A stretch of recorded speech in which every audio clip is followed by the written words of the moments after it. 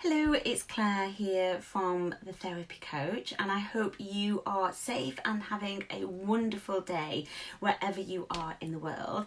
This episode today is all about for those people who are feeling a little bit off kilter but are not quite aware that they actually might be experiencing anxiety.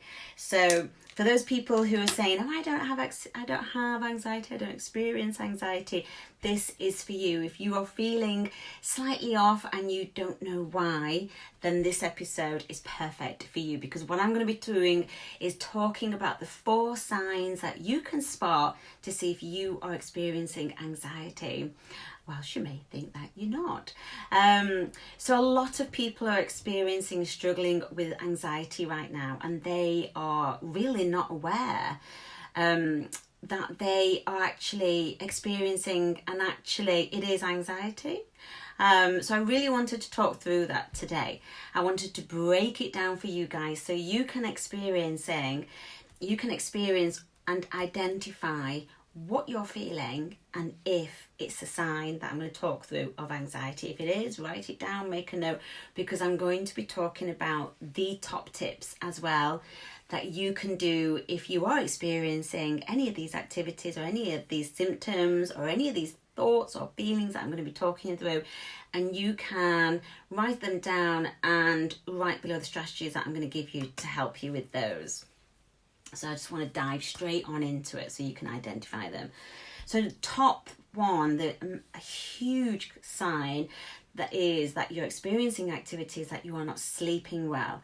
So you may be feeling a lot more tired than usual. You may not be feeling your usual upbeat, positive self, and you're struggling to jump out of bed in the mornings, or you might be feeling that you're tired in the afternoons and you're not quite sure why.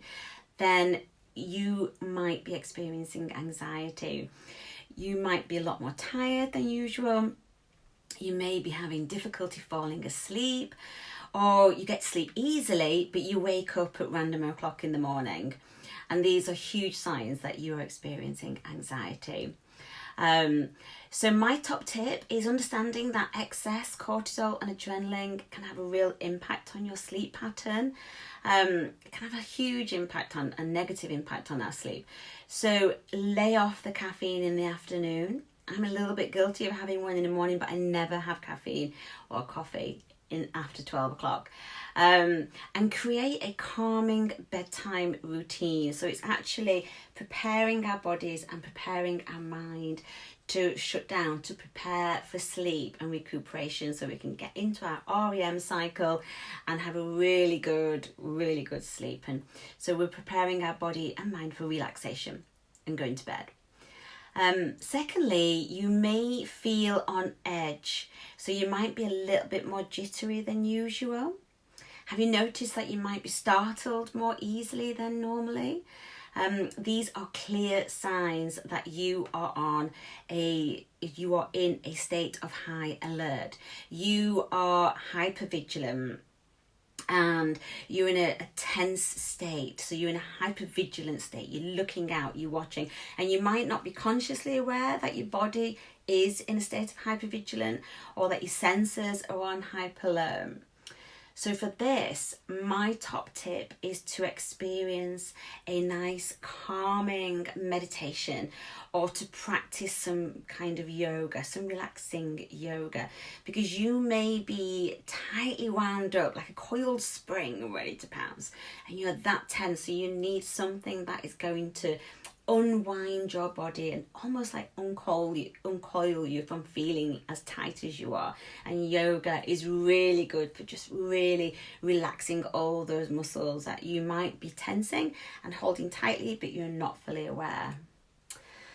Thirdly, and this is quite an obvious one for you guys, so you might be like, absolutely, I am feeling this way, and you might not even be aware of it. So what happens sometimes is when you can be bored, or you lack interest in doing things that you usually would be motivated by. So you might be feeling apathy. And this is a very clear sign of mild depression or anxiety, where you feel that you have lost interest in doing things that you used to love doing. You just feel apathetic, you don't want to do them.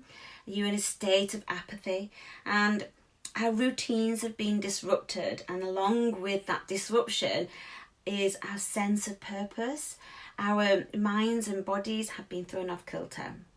And when we can't do our usual routine of like going to work, picking up the kids from school, going to the gym, going to the shops, going out, when we can't do our usual things, our lives can feel meaningless.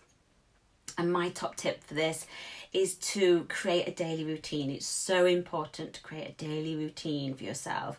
Our bodies and our minds love a good routine, and a steady routine, especially in times of pandemic or especially in a time of trauma. We need routine. So plan your day out right from the time when you wake up. What time are you going to have for breakfast? What are you going to have for breakfast? The same for lunch, the same for dinner. When are you going to do all those jobs that need completing? And when will you have downtime? When will you have exercise?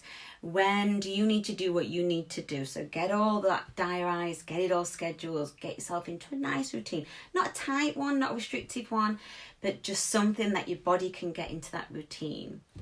And lastly, a real clear sign of anxiety or depression, to be honest, is that you feel lonely.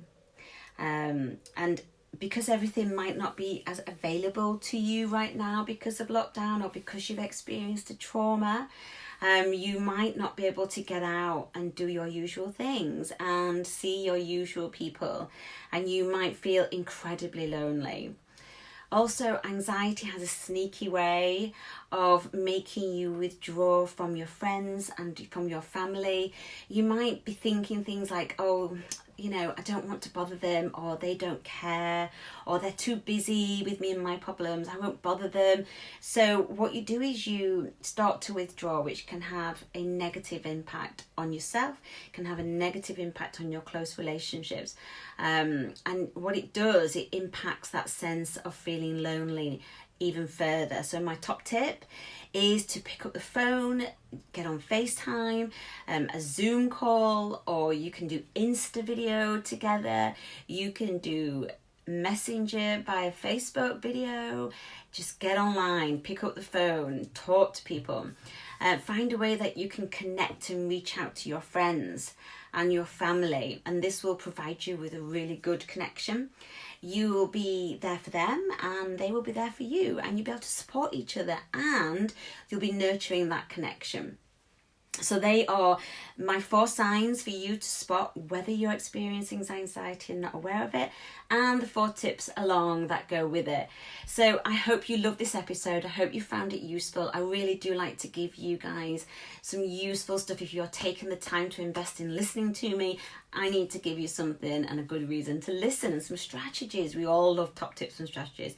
I will attach the link to the free transformational anxiety course, which gives you 27 strategies to transform your anxiety. It's super, it's really good, it's free.